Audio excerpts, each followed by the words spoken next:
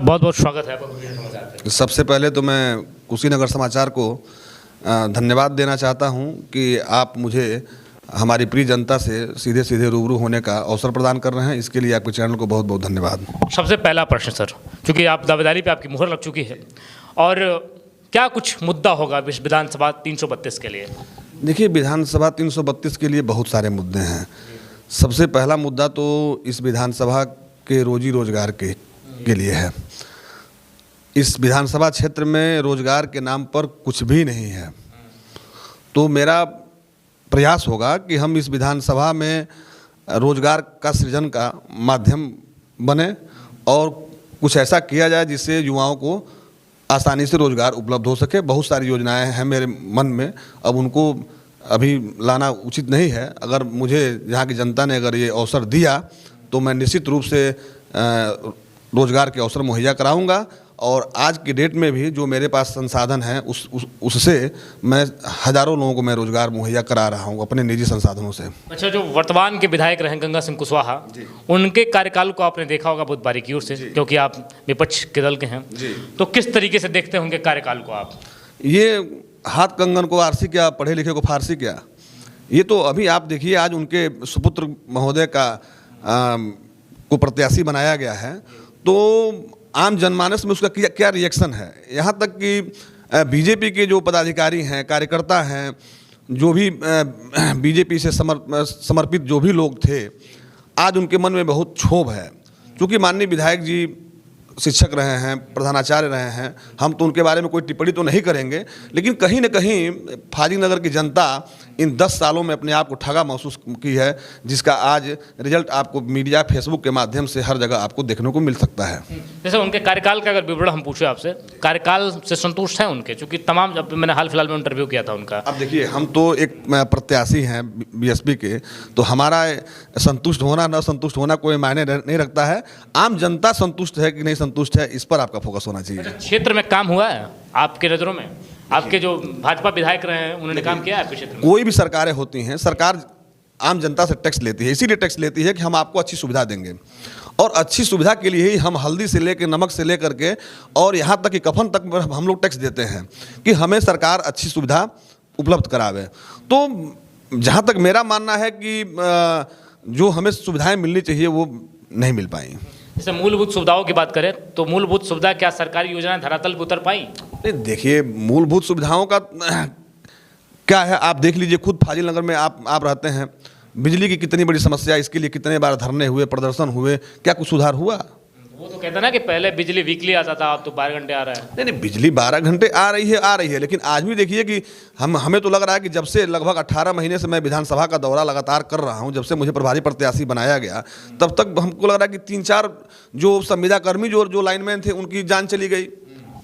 कहीं ना कहीं ये घोर लापरवाही है, और मैं इसके बारे में मैं ज़्यादा कुछ नहीं कह सकता। अच्छा, भारत में गाँव को न्यू माना जाता है, तो न्यू मजबूत हो रहा है दिन प्रतिदिन या और अंधकारों में चल रहा है? देखिए, स्थिति बहुत ही जटिल है।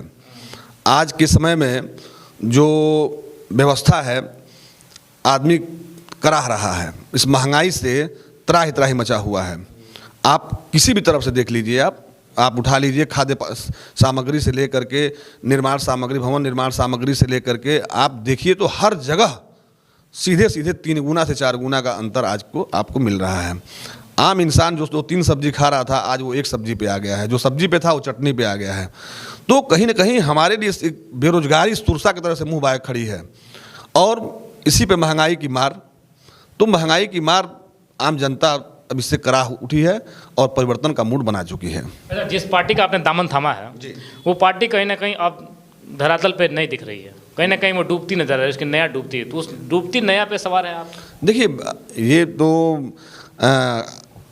आप पत्रकार हैं, आप कुछ भी कह सकते हैं, लेकिन मैं आपको बता दूं, आज भी बहुजन समाज पार्टी से जिसको प्रत्याशी बनाया जाता है, कम से कम 25 से 30 हज़ार वोट से वो शुरुआत करता है वो। लेकिन फाजिलनगर विधानसभा में जातीय समीकरण तो बहुत हावी है सर। नहीं, देखिए, जातीय समीकरण तो हमारे साथ तो हर जात वर्ग के लोग हैं। हमारे साथ तो यादव भी है, बनिया भी हैं, ब्राह्मण भी हैं, अनुसूचित जात के लोग हैं, मुस्लिम समाज के लोग हैं, हमारे साथ राजपूत समाज के लोग हैं, भूमिहार, हर समाज के लोग मेरे साथ हैं। चूँकि मैंने व्यक्तिगत रूप से हम लोगों ने इस क्षेत्र में लगभग 30 साल सेवा किया है। अब आप ही देख लीजिए, कोरोना काल में माननीय विधायक जी ने 30 लाख रुपया का लेटर पैड जारी कर दिया, सोशल मीडिया पर वायरल हो गया, लेकिन 30 लाख रुपया हो गया कहाँ? कहीं दिखा आपको? आप ही ने इंटरव्यू लिया था, विधायक जी ने क्या स्वीकार किया कि वो रुपया पुनः वापस चला गया। तो क्या मतलब है ऐसे का नाम है सस्ती लोकप्रियता हासिल करने का, जिससे आम जनता को लाभ न मिल सके। कि यहीं बगल में नौका पट्टी है जहाँ पर सैकड़ों एकड़ की फसलें का नाम हर साल खराब हो जा रही हैं। इसके लिए कई बार लोगों ने माननीय विधायक जी से संपर्क किया, लेकिन कुछ नहीं हुआ। आप ऐसे ही देख लीजिए, दुमही में शहीद चंद्रभान चौरसिया के स्मारक स्थल को देख लीजिए आप, क्या हुआ वहाँ के लिए। उसके बाद से आप यहीं देखिए, दुमौली में जो अंडरपास जो बना हुआ है, वहाँ पर करोड़ों 4 करोड़ का 5 करोड़ का प्रोजेक्ट था वो, लेकिन जनता वहाँ पर त्राही चिल्ला रही है, पानी के रास्ते उनको आना जाना पड़ रहा है, वो पूरा रास्ता अवरुद्ध है। बरसात के समय में तो बिल्कुल रास्ता चला ही नहीं है। तो क्या कहेंगे आप इनके विकास के बारे में? अच्छा, फाजिल नगर आलू के लिए जाना जाता था, फाजिल नगर कभी कोल्ड स्टोरेज भी हुआ करते थे, उस कोल्ड स्टोरेज किसी की नज़र नहीं फिलहाल जी। अब ये तो भाई जो क्षेत्रीय जनप्रतिनिधि है उसको ये मुद्दा उठाना चाहिए ना। उनकी सरकार है, यहाँ से लेकर उत्तर प्रदेश से लेकर केंद्र तक सरकार है उनकी। क्या करते हैं ये माननीय विधायक जी? तो अभी आप यहीं लॉ एंड ऑर्डर की बात करें तो लॉ एंड ऑर्डर कैसा लगता है आपको? देखिए, लॉ एंड ऑर्डर की जहाँ तक बात है, इस पूरे भारतवर्ष में बहन सुश्री मायावती जी के लॉ एंड ऑर्डर को आज भी जनता पूरे देश में याद करती है। आप देख लीजिए, उनके समय में अधिकारी, अपराधी, कर्मचारी जो भी हों, वो सब अपने समय के पाबंद थे। जो भी अपराधी थे वो प्रदेश छोड़ के भाग चुके थे, जो भी अधिकारी थे वो समय से ऑफिस में जाते थे, जो भी कर्मचारी थे वो समय से उपस्थित रहते थे। यहाँ तक कि भ्रष्टाचार भी उनके समय में बिल्कुल जीरो था। अच्छा, सुरेंद्र सिंह कुशवाहा को टिकट मिलने से लोकप्रियता तो आपकी बढ़ गई, तो कहीं ना कहीं बेनिफिट तो आपको नजर आ रहा है, क्योंकि सोशल मीडिया से लेकर तमाम धरातल के लोग जो हैं वो कहीं ना कहीं आपके फेवर में कर रहे हैं। तो मन में लड्डू तो फूट रहा होगा साहब आपके कि आपका कहीं ना कहीं बेनिफिट नजर आ रहा है इसमें। देखिए, हम लोग हमेशा लोगों के बीच में रहने वाले लोग हैं। लोगों के दुख सुख में हमेशा आदमी बना रहता है। और माननीय विधायक जी 10 साल का जो उनका कार्यकाल था, 10 साल के कार्यकाल में माननीय विधायक जी क्षेत्र में कहीं दिखाई नहीं दिए। एक तो उनकी उम्र हो चुकी थी ज़्यादा, एक तो कारण ये रहा।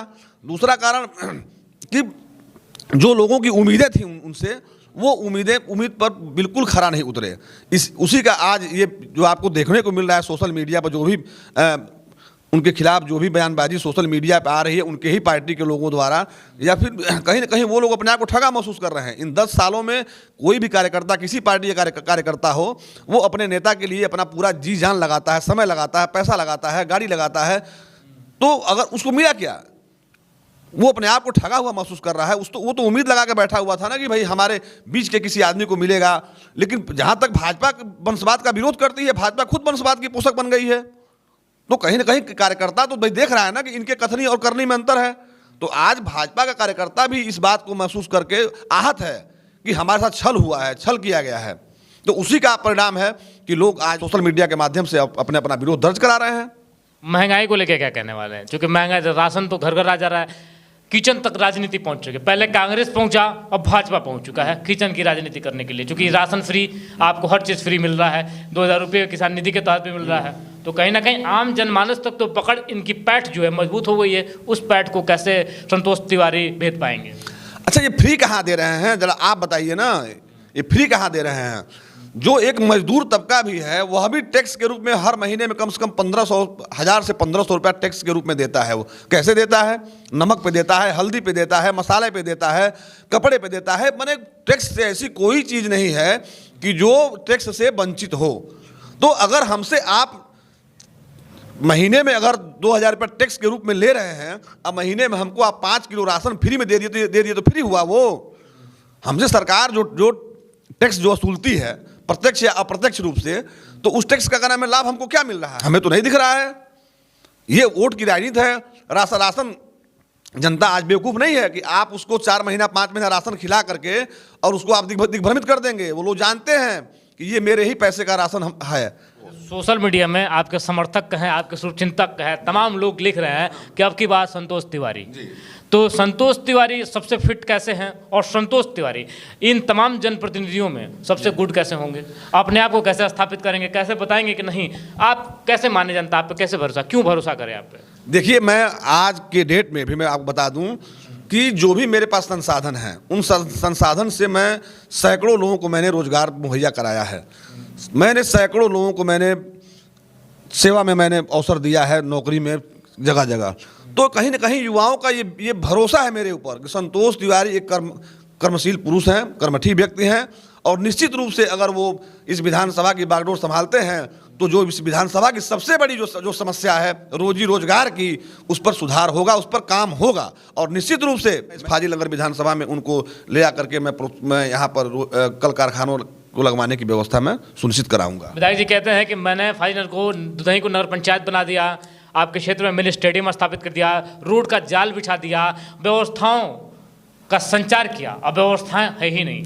देखिए, ये सब चीज़ें तो कोई भी सरकार रहती है तो रोड तो कोई सरकार बनाती है। सरकार वो चाहे समाजवादी पार्टी की रहे, चाहे वो भारतीय जनता पार्टी की रहे, चाहे बहुजन समाज पार्टी की रहे, चाहे कांग्रेस की रहे। आखिर जो टैक्स का पैसा जा रहा है, ये पैसा ले कहाँ जाएंगे? कहीं ना कहीं उनको खर्च ही करना है ना। तो सरकार एक योजना बनाती है कि मुझे सड़क पे कितना खर्च करना है, सुरक्षा पे कितना खर्च करना है, तो ये तो कंपलसरी है। ये इसको डेवलपमेंट कहेंगे। सरकार की ये जिम्मेदारी है कि हमें वो अच्छा रोड दे, अच्छा पानी दे, अच्छा नाली दे। हम तब मानते कि जब हर हाथ को काम होता, हर हाथ में रोजगार होता। लेकिन आज जो रोजगार थे वो भी छीन लिए गए।